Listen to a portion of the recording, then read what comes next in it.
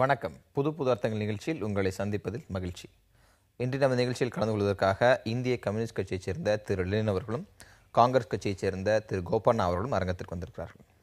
நம்மளுடைய முதல் செய்தியாக காங்கிரஸ் முன்னாள் எம்எல்ஏ புது கட்சி தொடங்க திட்டம் அப்படின்னு ஒரு செய்தி வந்திருக்கு. காங்கிரஸ் முன்னாள் எம்எல்ஏ ஜெயபாரதி நேற்று ஒரு அறிக்கை வெளியிடுறாங்க. அவர்கள் புது கட்சி தொடங்க திட்டம் அடுத்து அவங்க நடத்தி செய்தியாளர் சந்திப்பெல்லாம் அடுத்தடுத்த செய்தி. ஆனால் இந்த அறிக்கையில் சில விஷயங்கள் இருக்குது. அவங்க ஜி.கே. வாசன், ப. சிதம்பரம் ஆகிய 2 பேரையும் ஒரே தரப்பில் வைத்து குற்றம் சுமத்துறாங்க. இவர்கள் ஒரு பிரிவை சார்ந்தவர்கள், அந்த அடிப்படையில் ஒரு கூட்டத்தை திரட்டுறாங்க. இவங்களுக்கும் லட்சக்கணக்கான காங்கிரஸ் தொண்டர்களுக்கும் எந்த விதமான சம்பந்தம் இல்லை அப்படின்னு சொல்கிறாங்க. ஏற்கனவே ஜி.கே. வாசன் ஃபேக்ஷன் தனியாக பிரிந்து சென்றிருக்கிறது. இப்போ ஜெயபாரதி அப்படிங்கிற ஒரு முன்னாள் சட்டமன்ற தனியாக போகிறாங்க. காங்கிரஸ் கட்சியினுடைய இந்த நிலை பற்றி உங்கள் கருத்து என்ன? அதாவது காங்கிரஸ் கட்சி எப்போதுமே பல தரப்பட்டவர்களுடைய தொகுப்பாக தான் இருந்திருக்கிறது. அது ஒரு கொள்கையின் கீழ் உண்மையில் உருவாக்கப்பட்ட ஒரு கட்சி என்பதை விட சந்தர்ப்பவசத்தால் பல பேர் வந்திருக்கிறாங்க. நீங்கள் இது மட்டுமல்ல, இந்த கட்சியிலேருந்து போய் கட்சியை துவக்குவது அல்லது புது புது குரூப்பாக உடைச்சிட்டு போய் புதிய கட்சிகளை ஆரம்பிக்கிறதுங்கிறது மட்டுமல்ல. இந்த தேர்தலுக்கு பிறகு தேர்தலை ஒட்டிய காலத்தில் பார்த்தீங்கன்னா கிட்டத்தட்ட 29 காங்கிரஸ் கட்சியினுடைய தலைவர்கள் பாஜகவில் போய் ஐக்கியமாயிருக்கிறார்கள். அதே மாதிரி பாரதிய ஜனதா கட்சி ஆட்சியிலிருந்து இறங்குற போது பார்த்தீங்கன்னா ஒரு 24 பேர் அங்கேருந்து வந்து காங்கிரஸ் கட்சி டிரான்ஸ்ஃபர் ஆகிடுறாங்க அப்படியே. அப்போ இவர்கள் 2 பேருமே மிக தெளிவாக காட்டியிருக்கிறார்கள், நாங்கள் யாருக்காக நிற்கிறோம், எதற்காக இருக்கிறோம். இல்லை இந்த கட்சிக்கும் அந்த கட்சிக்கும் வித்தியாசம் இல்லை என்பது கூட அந்த தலைவர்களுக்கு தெரிகிறது. அந்த அடிப்படையும் இதில் சேர்த்து நம்ம பார்க்கணுங்கிறது நான் என்னுடைய கருத்தாக இருக்கிறது. அந்த வகையில் பார்க்கிற போது கொள்கையின்றி இப்படிப்பட்ட அரசியல் இயக்கங்கள் இருக்குமே ஆனால் இவ்வளவு பெரிய மிகப்பெரிய புகழ் வாய்ந்த வரலாற்று ரீதியான சிறப்பு வாய்ந்த விடுதலை போராட்டத்தில் மிக பெரும் தியாகம் இணைத்த ஒரு இயக்கம் இன்றைக்கு இவ்வளவு மோசமாக வந்திருக்கிறது என்றால் அந்த பாரம்பரியத்தின் தொடர்ச்சியை அறுத்ததுதான் காரணம் என்பது என்னுடைய தனிப்பட்ட. காலத்துக்கு தகுந்தவாறு கட்சியினுடைய திட்டத்தை, ப்ரோக்ராம், அஜெண்டா போன்ற விஷயங்களை முன்வைத்து அரசியல் செய்யாதது காங்கிரஸோட வீழ்ச்சிக்கு, குறிப்பாக தமிழகத்தில் இதுதான் எங்களுடைய அஜெண்டா அப்படின்னு தீர்மானித்து செயல்படாதான் காங்கிரஸோட வீழ்ச்சி காரணமா? இல்லை, இப்போது சமீபத்தில் 48 வயது நிரம்பிய ஜி.கே. வாசன் அவர்கள் காங்கிரஸில் சேர்றார். சேர்ந்த உடனே அவர் 12 வருஷம் அந்த கட்சியில் இருக்கிறார். 49 வயதில் அவர் புதிய கட்சி தொடங்குகிறார். ஜி.கே. வாசன் போன்றவர்கள் அரசியல் அனுபவம் இல்லாதவர்கள். அதாவது திடீரென்று ஒரு கட்சியை தொடங்குகிற போது குறளரசு ஜெயபாரதி என்கிற நல்ல பேச்சாளர் அவர் நாமும் ஒரு கட்சியை தொடங்கலாமே என்ற எண்ணம் அவருக்கு ஏற்பட்டிருக்கலாம். இதெல்லாம் ரொம்ப இப்போ இதெல்லாம் பார்க்கும்போது ஒரு முதிர்ச்சியற்ற முடிவுகளாகத்தான் நான் பார்க்கிறேன். நான் பாரம்பரியமிக்க இந்த கட்சி, என்னை போன்றவர்கள் மகாத்மா காந்தி, ஜவஹர்லால் நேரு, இந்திரா காந்தி, ராஜீவ் காந்தி போன்ற மிகப்பெரிய இயக்கம் இது. நேற்று கூட இஎம்எஸ் நம்பூதிரிபாடு அவர்கள் எழுதின புத்தகத்தை, நேருவை பற்றி நான் படித்தேன். அந்த உணர்வுகளாலே ஊந்தப்பட்ட இளைஞர்கள், தலைவர்கள் நிறைய இருக்காங்க, இல்லைன்னு சொல்ல முடியாது. ஆனால் இதுபோல் நகைச்சுவையான செய்திகள், குறளரசு ஜெயபாரதி போன்ற இந்த முடிவுகள் இந்த விவாதத்துக்குரிய பொருளாக அது மாறிவிட்டதே என்கிற வருத்தம் எனக்கு உண்டு. இது போன்ற நிகழ்வுகள் காங்கிரஸ் கட்சியிலே நடப்பது வருத்தத்திற்குரியது. இப்படி இது முற்றிலும் புறக்கணிக்க வேண்டிய ஒரு செய்தியாகத்தான் நான் பார்க்கிறேன். எந்த வகையிலும் காங்கிரஸ் கட்சியிலே அவர் செயல்பாடு உள்ளவராக இல்லை. நான் அவரை பார்த்து ஒரு சில ஆண்டுகள் கூட ஆகிவிட்டது. திடீரென்று செய்தியின் மூலமாக அவரை பற்றி பேச வேண்டிய நிலை இன்றைக்கு அப்படி ஒரு கட்சி பெயரை பயன்படுத்தி நான் புதுசாக கட்சி தொடங்குறேன்னு சொல்ற அளவுக்கு அந்த கட்சியினோட கட்டுப்பாடு அவ்வளவு பலவீனமா இருக்கா? இல்லை, பொதுவாக காங்கிரஸ்க்கு மற்ற கட்சிகளில் இருக்கிற கட்டுப்பாடு போல காங்கிரஸ் கட்சியில் நீங்கள் எதிர்பார்க்க முடியாது. ஒரு இந்து மதம் எப்படி ஒரு கட்டுப்பாடு இல்லாமல் இருக்கிறதோ அதுபோல் காங்கிரஸ் கட்சியில் இருக்கிறவர்களுக்கு நிறைய சுதந்திரம் இருக்குது. அங்கே ரொம்ப அதீத ஜனநாயகம் உண்டு. எல்லோரும் சுதந்திரமாக செயல்படக்கூடிய வாய்ப்பு உண்டு. தலைமைக்கு எதிராக கருத்து கூறுகிற உரிமையும் அவர்கள் பெற்றிருக்கிறார்கள். அப்படியெல்லாம் ஒரு செயல்பாடுகளுக்கு பிறகும் இந்த காங்கிரஸ் கட்சி சுதந்திர இந்தியாவை 53 ஆண்டுகள் ஆண்டிருக்கிறது. மிகப்பெரிய சாதனைகளை படைத்திருக்கிறது. ஒரு பக்கம் இது போன்ற நிகழ்வுகளும் நடந்து கொண்டுதான் இருக்கு. அதீத சுதந்திரம் இருக்கக்கூடிய கட்சி, அதனால இது போன்ற விஷயங்கள் நடக்குது அப்படின்னு கோபண்ணா மட்டும் இல்ல, தொடர்ச்சியாக காங்கிரஸ் தரப்புல சொல்றாங்க. இதில் எந்த கட்சியிலும் இல்லாத சுதந்திரத்தை எங்கள் கட்சி வழங்குகிறது, அது ஒரு கட்டத்தில் எல்லை மீறி போகும்போது வேறு பிரச்சனை வருதுன்னு. அப்படி அதீத சுதந்திரம் காங்கிரஸ் கட்சியில் இருக்கிறது நீங்க உணர்றீங்களா? இல்லை, அப்படி சொல்ல முடியல. அது என்னன்னா, காங்கிரஸ் கட்சிக்கு என்று விடுதலை போராட்ட காலத்தில் இருந்த குறிக்கோள்கள், கொள்கைகள் இன்னைக்கு அது இல்லை. அது கடைபிடிக்கிற எல்லா கொள்கைகளிலுமே அது கம்யூனிஸ்ட் கட்சிக்கு இருக்கிறதா?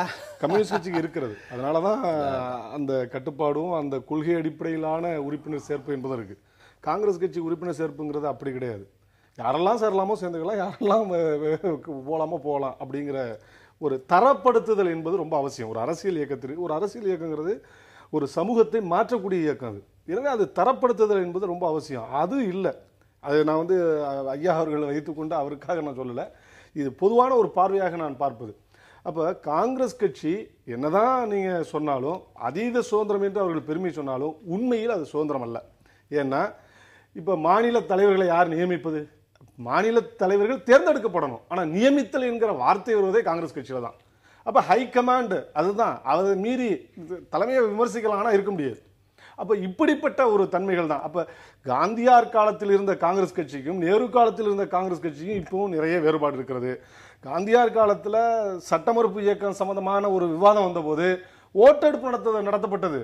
அதை காந்தியை எதிர்த்து வாக்களித்தார்கள். காந்தியே அகில இந்திய தலைவர் தேர்தலில் தோத்து போயிருக்கிறாரு. இதெல்லாம் ஜனநாயகத்தை ஏற்றுக்கொண்டு அப்படிப்பட்ட இயக்கம் இப்போ அப்படி இல்லை என்பதையும் நம்ம உணர வேண்டும். இது அதீத சுதந்திரம் என்றால் பிசி ஜோஷி, ஏற்றுக்கொள்ள முடியாது. எஸ்.ஏ. டாங்கே, ஏ.கே. கோபாலன், இ.எம்.எஸ். நம்பூதிரி போன்ற தலைவர்கள் இருந்த கம்யூனிஸ்ட் கட்சி வேறு. இன்றைக்கு இருக்கிற கம்யூனிஸ்ட் கட்சி அதே போல நீங்க பார்க்க முடியாது. ஆக சமூகத்தில் நாங்கள் ஒரு 50 வருஷம் ஆட்சியில் இருந்ததுனால அதில் பல தரப்பட்டவர்கள் எங்கள் இயக்கத்தில் வந்து சேருகிறார்கள். அதை வந்து முற்றிலுமாக நாங்கள் தடுத்து விடுவதற்கு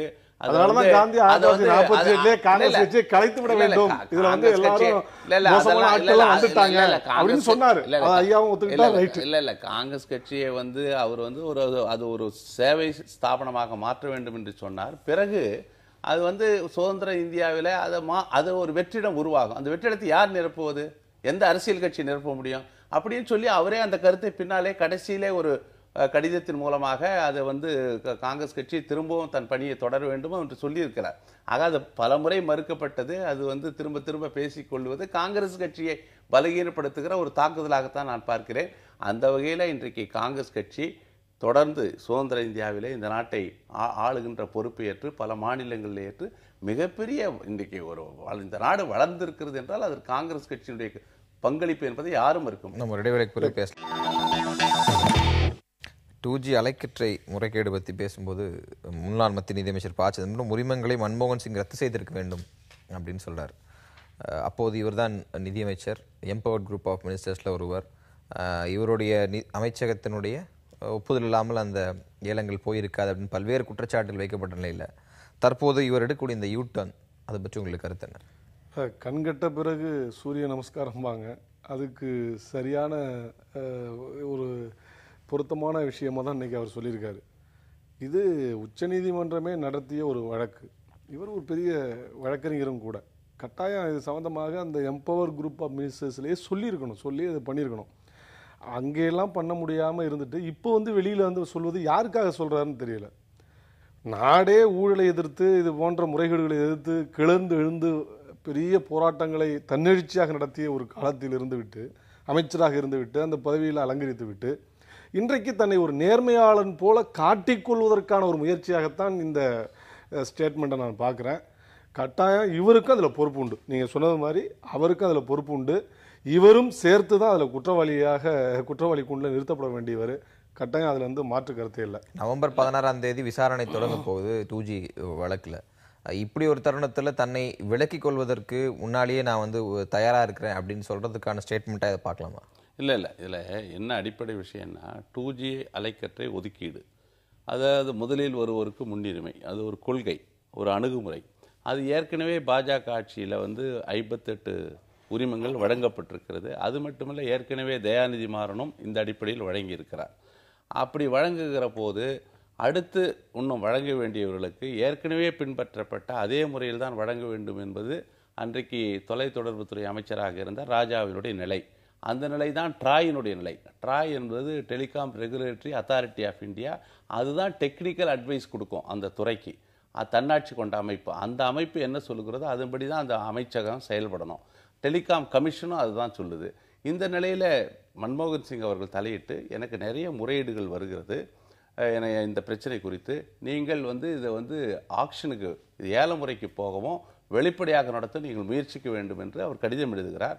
அதற்கு ராஜா அவர்கள் இல்லை, ஏற்கனவே இது பின்பற்றப்பட்டிருக்கிறது, திடீரென்று நாம் ஏலமுறைக்கு போனால் லெவல் பிளேயிங் ஃபீல்டு, ஏற்கனவே உரிமம் பெற்றவர்களுக்கும் புதிதாக ஏலமுறையில் பெற்றவர்களுக்கும் லெவல் பிளேயிங் ஃபீல்டு, சமநிலைத்தன்மை இருக்காது என்ற வாதத்தை முன்வைத்த காரணத்தால் அதுக்கு மேலே அவர் எக்ஸ்பர்டைஸ் ஒப்பீனியன் கொடுக்க முடியாது பிரதமராக இருப்பவர். அந்த நேரத்தில் 2003 பாஜக அரசில் நிதியமைச்சகத்தினுடைய ஒப்புதல் இல்லாமல் இது போன்ற முடிவுகள் எடுக்கக்கூடாது என்ற ஒரு அடிப்படையில் நிதியமைச்சகத்தினுடைய ஒப்புதல் கேட்டபோது நிதியமைச்சகம் இதற்கு ஒரு கட்டத்திலே ஒப்புதல் வழங்கியிருக்கிறார்கள். அப்படியெல்லாம் எடுக்கப்பட்ட முடிவின்படி பின்னாலே இந்த உரிமங்கள் வழங்கப்பட்டது. உரிமங்கள் தவறாக வழங்கப்பட்டது, அங்கே தவறு நடந்தது என்று ராஜா மீது வழக்கு இருக்கிறது. நீதிமன்றத்திலே அவர் வழக்கை எதிர்கொள்கிறார். தீர்ப்பு வருகிற வரை அதை நாம் பொறுத்திருக்க வேண்டும். ஆனால் இந்த நேரத்தில் மன்மோகன் சிங், சிதம்பரம் மேலே சிபிஐ நீதிமன்றத்தில், ஓபி சைனி நீதிமன்றத்தில் சுப்பிரமணிய சாமி வழக்கு தொடர்ந்தார். இவர்கள் இருவரும் குற்றவாளிகள் என்று அந்த ஓபி சைனி நீதிமன்றம் இருவரும் நிரபராதிகள், குற்றச்சாட்டிற்கு எந்த அடிப்படையும் இல்லை என்று தள்ளுபடி செய்தார்கள். அதற்கு மேலாக சுப்பிரமணிய சாமி உச்ச நீதிமன்றத்தில் மேல்முறையீடு செய்தார். அங்கேயும் மன்மோகன் சிங் அவர்களும் சிதம்பரம் அவர்களும் நிரபராதிகள், இதற்கும் இந்த குற்றச்சாட்டுக்கும் எந்த தொடர்பும் இல்லை, ஓபி சைனி அவர்கள் இருக்கிற வழக்கை விசாரிக்கலாம் என்று தள்ளுபடி செய்து. ஆக இதுல ஒரு அமைச்சர், ஒரு அமைச்சரவை எடுக்கிற முடிவு, ஒரு அளவுக்கு மேல ஒரு அமைச்சரை கட்டுப்படுத்த முடியாது. இந்தியா ஒரு அடிப்படையில் ஜனநாயக நாடு. ட்ராயா இருக்கலாம், எதுவா இருக்கலாம். ட்ராயில இருக்கிற அதிகார வர்க்கம், அதுல தொழிலாளர் அமைப்புகளுக்கெல்லாம் அது இல்லை.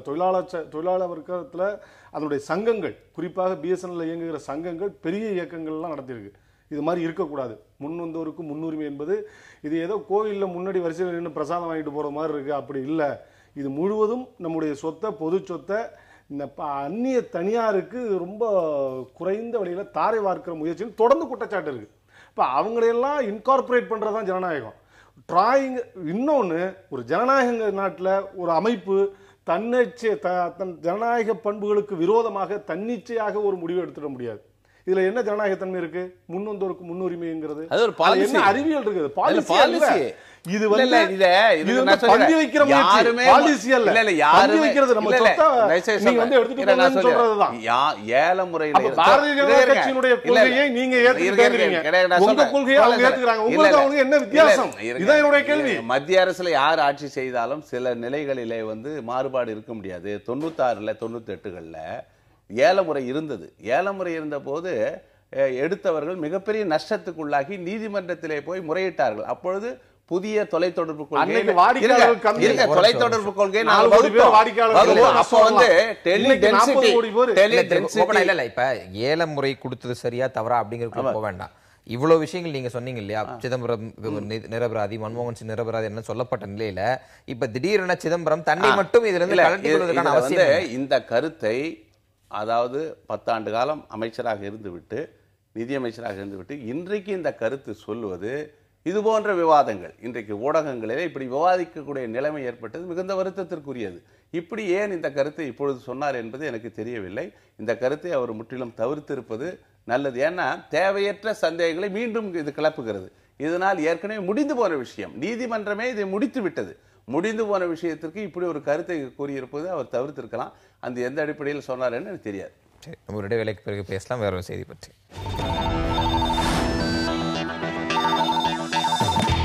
உங்கள் விருப்ப செய்திக்கான பகுதி, உங்களோட விருப்ப செய்தி. அதாவது சென்னையை சுற்றிய போய் எல்லாம் பன்னாட்டு கம்பெனிகள் நோக்கியாவிலிருந்து வரிசையாக வந்தது.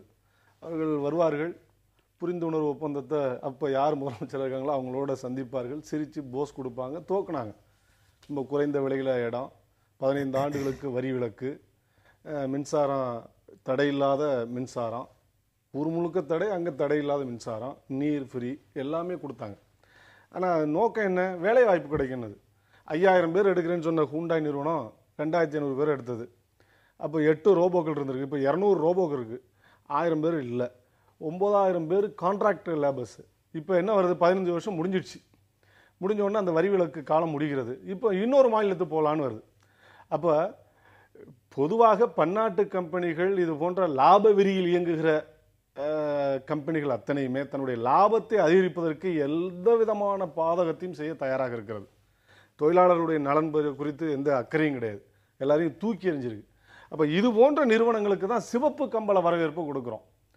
இந்தியாவில் நம்முடைய தமிழ்நாட்டில் இருக்கிற நம்மளுடைய உண்மையான பிரச்சனைகளை அணுகி அதற்கான பொருள்கள் தயாரிக்கக்கூடிய சிறு குறும் தொழிலுக்கான ஊக்கத்தை கொடுத்து வேலைவாய்ப்பை பெருக்குவது, புதிய திட்டங்கள், வேலைவாய்ப்போடு கூடிய திட்டங்களை உருவாக்குவது என்கிற அரசின் நிலை மாறி இந்த உலகமய சூழலில் அந்நிய கம்பெனிகளுக்கும் அந்நிய முதலீடுகளுக்கும் ஏங்கி நிற்கிற ஒரு காலத்தில் இவை அத்தனையும் நமக்கு எதிராக இருக்கிறது. அவர்கள் ஒன்றும் இங்கே வந்து நமக்காக செய்யக்கூடிய கடவுளர்கள் அல்ல, நமக்காக உதவக்கூடிய கடவுளர்கள் அல்ல, வானத்திலிருந்து வந்த தேவதூதர்கள் அல்ல.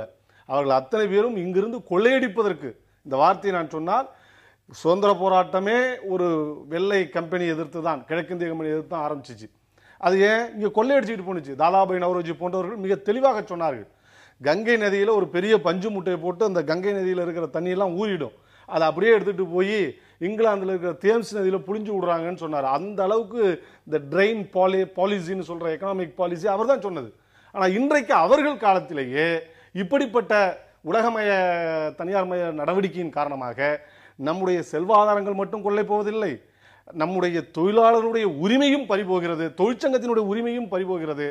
எனவே இந்த விஷயத்தை பார்ப்பதற்கு கலர் கண்ணாடிகளை கழட்டிவிட்டு உண்மையை பார்ப்பதற்கு அனைவரும் ஒப்புக்கொள்ள வேண்டும். இதெல்லாம் மிக மோசமான நிகழ்வுகளாக இன்றைக்கு வந்திருக்கு. அது இன்றைக்கு பத்திரிகையில் வந்திருக்கிறது. உங்களுடைய செய்தி. இந்த ஜாதிவாரி கணக்கெடுப்பு உச்சநீதிமன்றம் வந்து சட்டவிரோதமானது என்று ஒரு தீர்ப்பு வழங்கி இருக்கிறது. காலம் காலமாக நீதி கட்சி ஆட்சி காலத்தில் இருந்து நம்ம இடஒதுக்கீடு முறை சமூக நீதியின் அடிப்படையில் பெற்று வருகிறோம். சுதந்திர இந்திய அரசமைப்பு சட்டம் வந்த பிறகு முதல் முறையாக கம்யூனல் ஜீவோ செல்லாது என்று செண்பகம் துரைராஜன் வழக்கிலே வழங்கப்பட்ட தீர்ப்புக்கு எதிராக அரசமைப்பு சட்டத்தை முதல் முறையாக திருத்தியவர் ஜவஹர்லால் நேரு. திருத்துவதற்கு தூண்டுகோலாக இருந்தவர்கள் அன்றைக்கு பெருந்தலைவர் காமராஜர் அவர்கள். அதற்காக போராட்டம் நடத்தியவர் தந்தை பெரியார். ஆக இந்த பின்னணியிலே தமிழ்நாட்டிலே தான் இப்போ சமீபத்திலே நீதிமன்றத்தில், உயர்நீதிமன்றத்தில் ஜாதிவாரி கணக்கெடுப்பு நடத்த வேண்டும் என்ற ஒரு தீர்ப்பு வந்தது. அந்த தீர்ப்பின் அடிப்படையிலே அன்றைக்கு காங்கிரஸ் தலைமையிலான மத்திய அரசு எம்பவர்டு குரூப் ஆஃப் மினிஸ்டர்ஸ் என்று அதிகாரமளிக்கப்பட்ட அமைச்சரவை குழு பிரணாப் முகர்ஜி தலைமையிலே போட்டு, உள்துறை அமைச்சராக இந்த சிதம்பரம் அவர்கள் அதில் உறுப்பினராக இருந்தார்கள். அந்த அடிப்படையில் ஜாதிவாரி கணக்கெடுப்பு நடத்துவது என்று மத்திய அரசு முடிவு செய்து, அந்த அடிப்படையில் கிட்டத்தட்ட வந்து பார்த்தீங்கன்னா 12/5/2012 2012 வரை ஜாதிவாரி கணக்கெடுப்பு இந்த நாடு முழுவதும் நடைபெற்றது. இன்றைக்கு திடீரென்று உச்ச நீதிமன்றம் அது சட்டவிரோதமானது என்று சொல்லுகிறது. சோஷியலி எஜுகேஷனலி பேக்வேர்டு என்று சொல்லப்படுவதை அறியப்படுவதற்கு ஜாதிகளை வைத்துத்தான் ஒருவருடைய பின்தங்கிய நிலையை அறிய முடியுமே தவிர பொருளாதார நிலையை வைத்து அறிய முடியாது. இன்றைக்கு இருக்கிற பாஜக அரசு, அதனுடைய வழக்கறிஞர் சூரிய அவர்கள் இன்றைக்கு கடுமையாக உச்சநீதிமன்றத்திலே வாதாடி இருக்கிறார். அவர்கள் விருப்பத்திற்கேற்ப, மத்திய அரசின் விருப்பத்திற்கேற்ப இந்த மக்கள் வந்து ஜாதி ரீதியாக இந்த பிரச்சனையை அணுகக்கூடாது, அவர்கள் மத அடிப்படையிலே இந்த மக்களை ஒருங்கிணைக்க நினைக்கிறார்கள், நாங்கள் சமூக நீதி அடிப்படையிலே, இடஒதுக்கீடு அடிப்படையிலே மக்களுக்கு நியாயம் வழங்க வேண்டும் என்று கடந்த அரசு எடுத்த முடிவுக்கு எதிராக பாஜக அரசு இன்றைக்கு அந்த முடிவெடுத்திருப்பது நிச்சயம் தவறானது. இதற்காக நாடு முழுவதும் இன்றைக்கு எல்லா அரசியல் கட்சிகளும் குரல் எழுப்பி இருக்கிறது. இதற்காக அந்த ஜாதிவாரி கணக்கெடுப்பதற்கு மக்கள் தொகை கணக்கெடுப்பு அந்த சட்டத்திலே திருத்தம் செய்து உடனடியாக இந்த உச்சநீதிமன்ற தீர்ப்பை சரி செய்ய வேண்டும் என்பதுதான் என்னை போன்றவருடைய கோரிக்கை. காங்கிரஸ் கட்சியினுடைய கோரிக்கையும் அதுதான். நம்ம இடைவெளிக்கு வேறு தலை பற்றி பேசலாம்.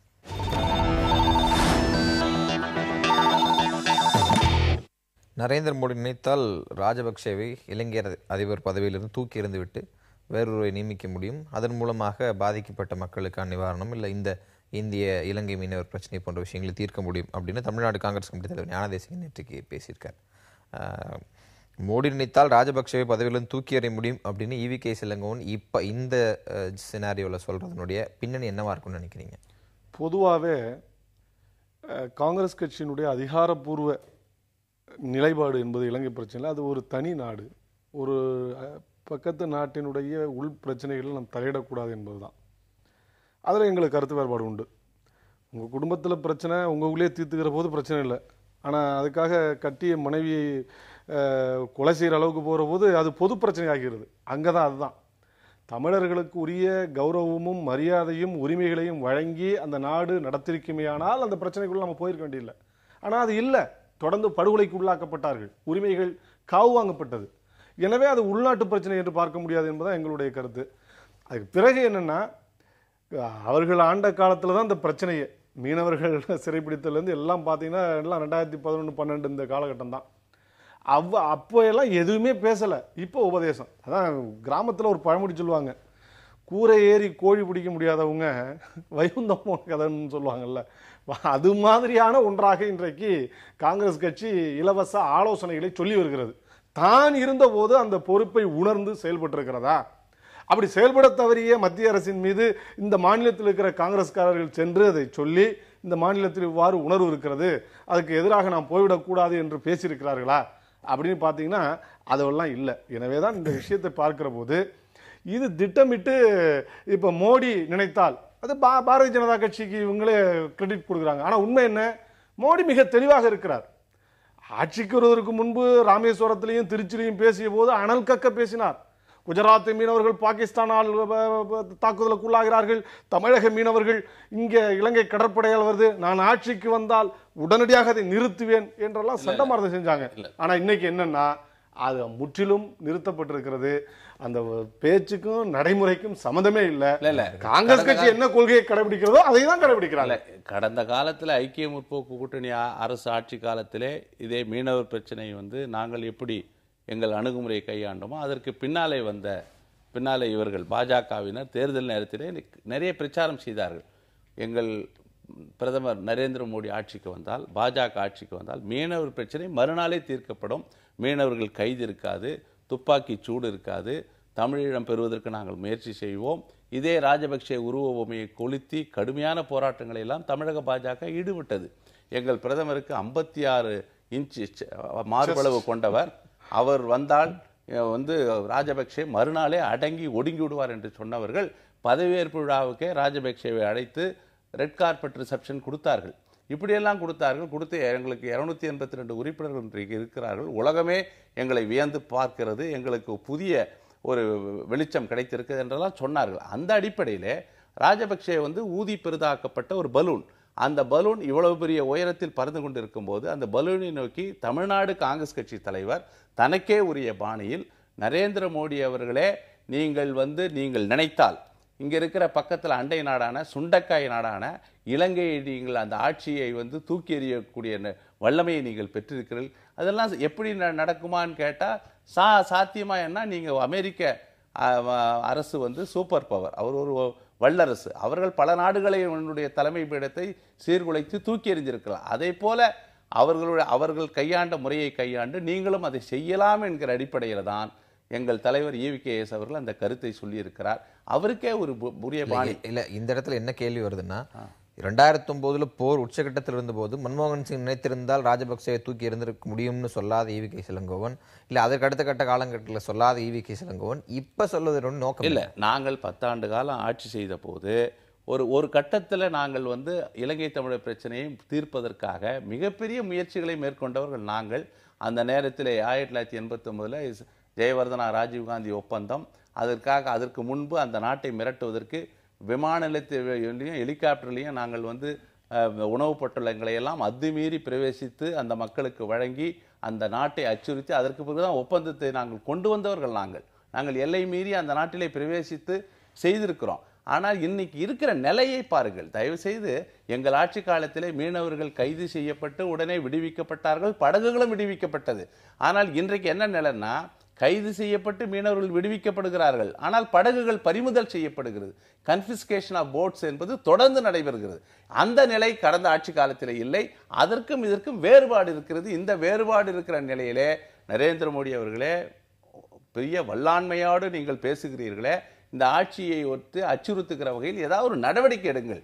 5 மீனவர்களை காப்பாற்றுங்கள். இன்றைக்கு நமது மீனவர்களை பொய் வழக்கு போட்டு தூக்கில் தொங்க விடுகிற ஒரு முடிவை அந்த நீதிமன்றம் எடுத்திருக்கிறது. அந்த நீதிமன்ற ஜுடிஷியரி இன் ஸ்ரீலங்கா எப்படி இருக்கிறது நமக்கு தெரியும். அந்த அடிப்படையில் நரேந்திர மோடி நீதிமன்றத்தின் மீது பழியை போட்டுவிட்டு தப்பிக்க முயற்சிக்க கூடாது, நீங்கள் தான் பொறுப்பேற்க வேண்டும் என்று EVKS இளங்கோவன் சரியான நேரத்தில் சரியான கருத்தை அவர் கூறியிருக்கிறார். அமெரிக்கா மற்ற நாடுகளை தலையிடுவது போல நீங்களே தலையிடக்கூடாது அப்படின்னு EVKS இளங்கோவன் மோடியை பார்த்து கேட்கிறார்.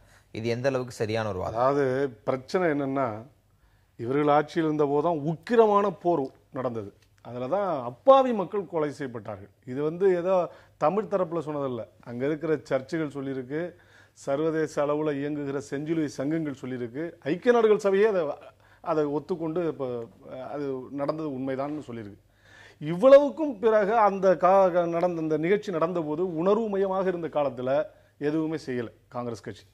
அதே தான் பாரதிய ஜனதா கட்சி செய்யுது. இப்போ என்ன பிரச்சனைனா, இப்போ ஜெனீவாவில் இருக்கிற மனித உரிமை ஆணையத்தில் இந்த பிரச்சனை வருகிறது. அது நிச்சயமாக விட போறதில்லை, அது நிச்சயம் வரும், எழுப்பப்படும். நிச்சயமாக அதன் மூலமாக ராஜபக்ஷ தண்டிக்கப்பட வேண்டும், குற்றவாளி கூண்டில் ஏற்றப்பட வேண்டும். இவ்வளவு பெரிய மனித குலத்துக்கு எதிரான ஒரு மிகப்பெரிய கொடுமையை இழைத்தவன் நிச்சயமாக சட்டத்துக்கு முன்பு நின்று அதன் தண்டிக்கப்படணும். அதில் ஒன்றும் கருத்து வேறுபாடு இல்லை. ஆனால் இன்றைக்கு இவர்கள் சொல்வது, இவங்க ரெண்டு பேருமே ஒத்து பேசுகிறார்கள். அவர்கள் நிலையை இவர்களும், இவர்கள் நிலைக்கு அவர்களும் வருகிற காரணம் நமக்கு புரிகிறது. ரெண்டு பேருமே ஒரே கருத்தில் தான் இருக்கிறார்கள். இது அங்க இருக்கிற தமிழர் பிரச்சனையை தீர்க்க உதவாது என்பதுதான் என்னுடைய கருத்து. இதுல மிக முக்கியமானது ஐயா சொன்னாங்க, மீனவ பிரச்சனை. கச்சத்தீவு பிரச்சனை வந்தபோது கச்சத்தீவை நாடாளுமன்றத்தில் மீண்டும் அதை மறுபரிசீலனைக்கு உள்ளாக்கணும்னு எங்களுடைய நாடாளுமன்ற உறுப்பினர் தோழர் ராஜா பேசினாரு.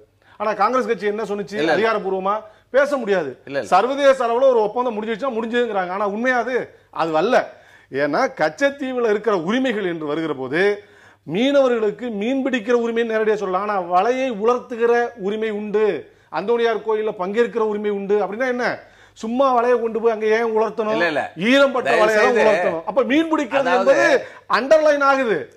இந்த வார்த்தைகளில் வைத்து காங்கிரஸ் கட்சி தன்னை தப்பித்துக் கொண்டது, தன்னுடைய நிலைப்பாட்டை தெளிவுபடுத்தாமல் தெளிவுபடுத்துறேன் உங்களுக்கு. 1974 76 ஒப்பந்தம் அடிப்படையில் கச்சத்தீவு இலங்கைக்கு வழங்கப்பட்டது. அன்றைக்கு இலங்கைக்கு வழங்கப்படுகிற அந்த முடிவை நாடாளுமன்றத்தில் அது சமர்ப்பிக்கப்பட்ட போது கம்யூனிஸ்ட் கட்சியினுடைய தலைவர் கல்யாண சுந்தரம் அவர்களும் தமிழ்நாடு கம்யூனிஸ்ட் கட்சியினுடைய உறுப்பினர், இந்திய கம்யூனிஸ்ட் கட்சி உறுப்பினர் பழனிசாமி அவர்களும் சட்டமன்றத்திலும் நாடாளுமன்றத்திலும் அந்த முடிவை இலங்கையிலே வாழுகிற மலையக தமிழர்கள், இலங்கை தமிழர்கள் அவர்களுடைய பாதுகாப்பிற்காக இந்த முடிவு எடுக்கப்பட்டிருக்கிறது. சரியான முடிவு. இந்தியாவின் பாதுகாப்பு நலன் கருதி அண்டை நாடுகளை நல்லுறவோடு வைக்க வேண்டும் என்று இதற்கு ஆதரவாக பேசியவர் கம்யூனிஸ்ட் கட்சியுடைய தலைவர் கல்யாண சுந்தரம், தமிழ்நாடு சட்டமன்ற உறுப்பினர் பழனிசாமி. பதிவேடுகளில் இருக்கிறது. தயவு செய்து சந்தர்ப்பத்துக்கு ஏற்ற மாதிரி நீங்க பேசக்கூடாது. சந்தர்ப்பத்துக்கு ஏற்ற மாதிரி பேசக்கூடாது. அதே போல ராஜீவ் காந்தியை கலவரங்கள் வேறு இல்ல தயவு செய்து நான் சொல்றேன், அன்றைக்கு ஒரு நியாயம் பேசிவிட்டு ஆதரித்த ஒரு முடிவை, இரட்டை வேடம், 1000 கம்யூனிஸ்ட் கட்சி பேசக்கூடாது, போராட்டம் அறிவிக்கப்பட்டது.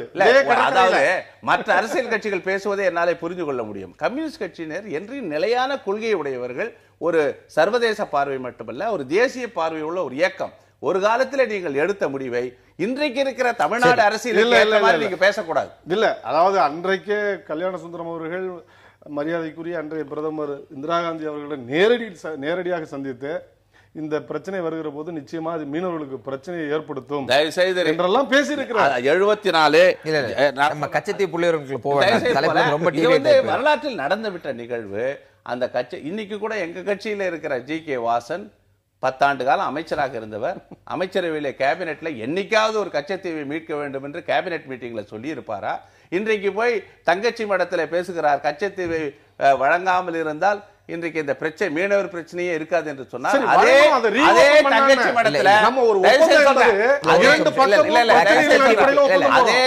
மடத்துல தங்கச்சி மடத்துல இருக்கிற மீனவர் சங்க தலைவரை நான் சந்தித்தேன்.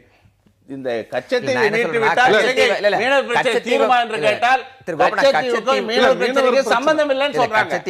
பிரச்சனைக்குள்ள முடிச்சு போட்டு அதுக்குள்ள வாத்து கொண்டு அதுவல்ல. ஒப்பந்தங்கிறது ரெண்டு நாடுகளும் ஏற்றுக்கொண்டு நடத்துறது. இது எல்லாத்தையும் ஒரு நாடு ஒப்பந்தத்தை மீறுற போது ஆட்டோமேட்டிக்கா அந்த ஒப்பந்தம் இல்ல தெரியல. இப்ப நான் பாக்குறேன் கச்சத்தீவு போன்ற பல்வேறு விஷயங்கள், இது அரசியல் கட்சிகள் மற்றதெல்லாம் ரெண்டாவது இல்ல. கச்சத்தீவு போன்ற பல்வேறு விஷயங்களை தாண்டி இளங்கோனோட பேச்சு இந்த நேரத்தில் எழுவதற்கான காரணம் என்ன அப்படிங்கறதுக்கு நம்ம கன்ஃபைன் பண்ணலாம். இந்த டிபேட்டை ஒரு இடைவேளைக்கு பிறகு தொடரும்.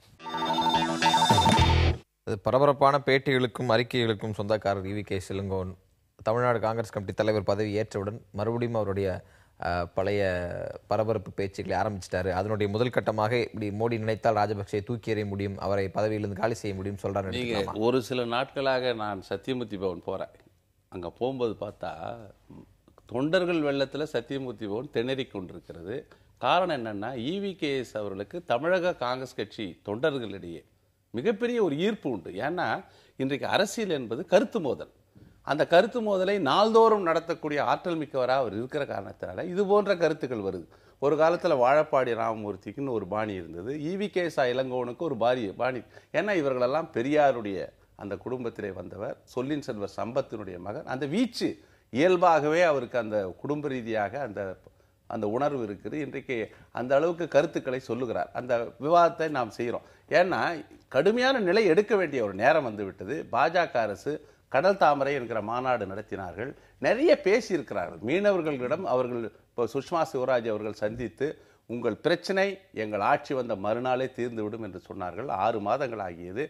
மீனவர்களுக்காக என்ன செய்தார்கள்? தமிழிசை சவுந்தரராஜன் டெய்லி இந்த பிரச்சனை தீர்க்கப்படும் என்ற என்று தீர்க்கப்படும். ஏன் 6 மாதங்களாக இப்போ இன்றைக்கு பிரச்சனை. இந்த 5 மீனவர்கள் வந்து நமது மீனவர்கள் மீது பொய் வழக்கு, அதை வந்து இன்வெஸ்டிகேஷன்ல ப்ரூவ் ஆகிருக்கு, இது பொய் வழக்கு என்று. அதற்கு பிறகு தூக்கு தண்டனை வந்து நிறைவேற்றுவதில் இன்றைக்கு நமது அரசு மீது, அதாவது காரணம் என்னன்னா இன்னைக்கு சீனாவினுடைய நீர்மூழ்கி கப்பலை நடமாட்டத்திற்கு அவர்கள் அனுமதித்திருக்கிறார்கள். அதாவது பரபரப்பான அரசியலுக்கு உகந்தவர் ஈவிகே இளங்கோவன் இன்னைக்கு தொண்டர் வெள்ளத்தை சத்தியமூர்த்தி நிரம்புது அப்படின்னு திரு கோபண்ணா சொல்றார்.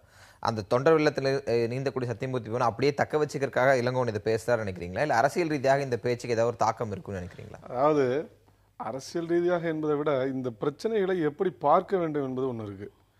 5 மீனவர்கள் கைது செய்யப்பட்டு அதுவும் போதை மருந்து கடத்தல் என்கிற வழக்கில் தூக்கு தண்டனை அளவுக்கு போயிருக்கு. எல்லாவற்றிற்குமே சர்வதேச ஒப்பந்தங்கள் இருக்கு. அந்த அடிப்படையில் இதை வந்து தீர்ப்பதற்கு இந்திய அரசு முயற்சிக்க வேண்டும். ஆனால் பாரதிய ஜனதா கட்சி எல்லாவற்றையும் வாக்குக்காக பேசுகிறதே தவிர இன்று வரை அதனுடைய மெய்யான உண்மைகளை அறிந்து அதை தீர்க்க முயற்சி எடுக்கலை. இன்னமும் பிரதமர் மோடி அவர்கள் தேர்தல் பிரச்சாரம் நடப்பதாக நினைத்து தான் எல்லாவற்றையுமே பேசி கொண்டிருக்கிறார். பொதுக்கூட்ட பாணியில தான் சொல்லிட்டு இருக்கிறாரு. இப்போ இந்த கவர்னன்ஸ் என்று சொல்லக்கூடிய அந்த அடிப்படைக்கு இன்னும் வரல அவங்க. இப்போ இங்கே இருக்கிற பிரச்சனை என்ன? மீனவர்களுக்கு 2 நாடுக்கும் இடையில ஒரு பொதுவான கடல் எல்லை இருக்கிறது. நம்முடைய மீனவர்கள் போறாங்க, அங்கே ஒன்றும் இது போட்டு ரோடு போட்டு தடுக்கல. அந்த இடத்துல வர்ற பிரச்சனை நம்முடைய மைட்டி நேவி என்ன செய்கிறது, நம்முடைய கடற்படை என்ன செய்கிறது, யாருக்கு பாதுகாப்பு தருகிறது? அப்ப இதெல்லாம் பிரச்சனையா இருக்கு. நம்முடைய அண்டை நாடு தான் பாகிஸ்தான், எதிரி நாடுன்னு சொல்றோம். அங்க கூட குஜராத் மீனவர்கள் பிடிச்சிட்டு போறாங்க. ஆனா இவ்வளவு மோசமான தாக்குதல் நடக்கல. படகுகளை அடிக்கிறது உடைக்கிறது கூட இல்ல. பங்களாதேஷுக்கு நமக்கும் பொது எல்லை இருக்கிறது. நம்முடைய மீனவர்கள் கைது செய்யப்படுகிறார்கள். ஆனா இந்த அளவுக்கு நரவேட்டை ஆடப்படல. ஆனா இலங்கை தான் திட்டமிட்டு தமிழர்கள் என்கிற காரணத்தால், இதுவே ஒரு குஜராத்தி மீனவராக இருந்தாலோ மற்ற மீனவர்களாக இருந்தாலோ இப்படி நடந்திருக்குமா என்பது எனக்கெல்லாம் ஐயப்பாடு உண்டு. தமிழ்நாட்டு மீனவர்கள் என்கிற அந்த இன அடிப்படையில் தான் மிக மோசமாக அடிக்கப்படுறாங்க, துவைக்கப்படுகிறார்கள், கொல்லப்படுகிறார்கள், சொத்துக்கள் பறிமுதல் ஆகிறது, படகுகள் அடுத்து தூக்கிட்டு போய் அவங்களே எடுத்துக்கிறாங்க. அப்ப இவையெல்லாம் இணைத்து பார்க்க வேண்டிய அவசியம் இருக்கு. அப்ப இதையெல்லாம் இப்ப காங்கிரஸ் கட்சி ஏற்கனவே ஆட்சியில் இருந்தது. இந்த பிரச்சனை நடந்ததே காங்கிரஸ் கட்சி தான். காங்கிரஸ் கட்சி செயலாற்றி இருக்க வேண்டுமா இல்லையா, இந்த பிரச்சனையை தலையிட்டு இருக்க வேண்டுமா இல்லையா? இன்னைக்கு நீதிமன்றத்தில் வந்துருச்சு. தமிழ்நாட்டில் ஒரு கொந்தளிப்பு வந்த பிறகு மோடிக்கு இவர்கள் உபதேசம் செய்கிறார்களே தவிர இவர்கள் இருந்தபோது ஒரு உறுதியான நிலைப்பாட்டில் நின்று இந்த பிரச்சனையை அணுகி இருந்தார்கள் என்றால் இலங்கைக்கு இந்த துணிச்சல் வந்திருக்காது, பயம் வந்திருக்கும். அதனுடைய தொடர்ச்சியாக இன்றைக்கு அந்த நிலைமையை பேணி பாதுகாக்க வேண்டிய அவசியம் வந்திருக்கும். பாரதிய ஜனதா கட்சியும் காங்கிரஸ் கட்சியும் மாறி மாறி பொய்யான வாக்குறுதிகளை அளித்து நம்ம ஏமாற்றுகிறார்களே தவிர இந்த பிரச்சனையை தீர்க்க தயாராக இல்லை.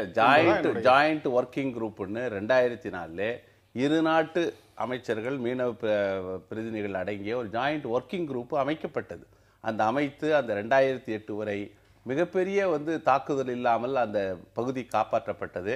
அப்போ எல்லாருக்கும் ஒரு ஐடென்டிட்டி கார்டு கொடுக்கிறது.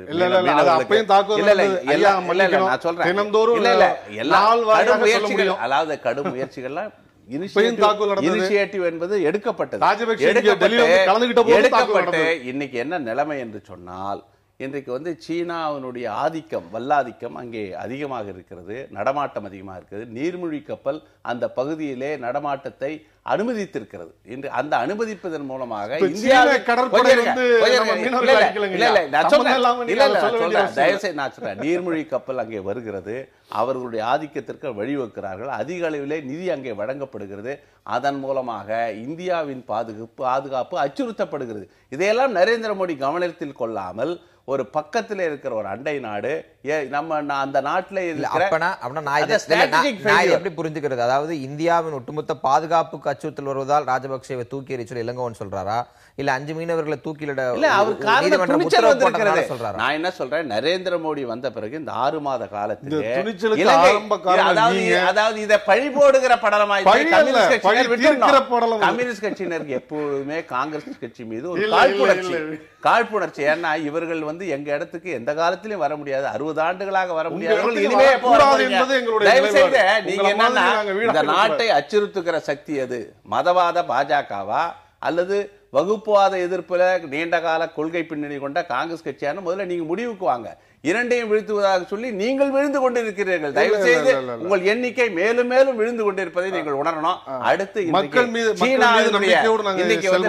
இன்னைக்கு பாகிஸ்தான், சீனா போன்ற இந்தியாவினுடைய பகை நாடுகளாக கருதப்படுகிற நாடுகளோடு இன்றைக்கு அவர்கள் உறவு கொண்டு அதன் மூலமாக இந்த பெருங்கடல் பகுதியிலே இன்னைக்கு இந்த பகுதியில் இந்தியாவினுடைய ஆதிக்கம், நமது கடற்படையினுடைய ஆதிக்கம் இருக்க வேண்டும் என்று நாம் கொள்கை வகுத்திருக்கோம். மாறாக நமது கடற்படை நமது நாட்டினுடைய பாதுகாப்பை அச்சுறுத்துகிற வகையில் அங்கே இருக்கிற இலங்கை அரசு மறைமுகமாக அவர்களை தூண்டி விடுகிறது. அதன் மூலமாக நம்மளை அச்சுறுத்துகிறார்கள்.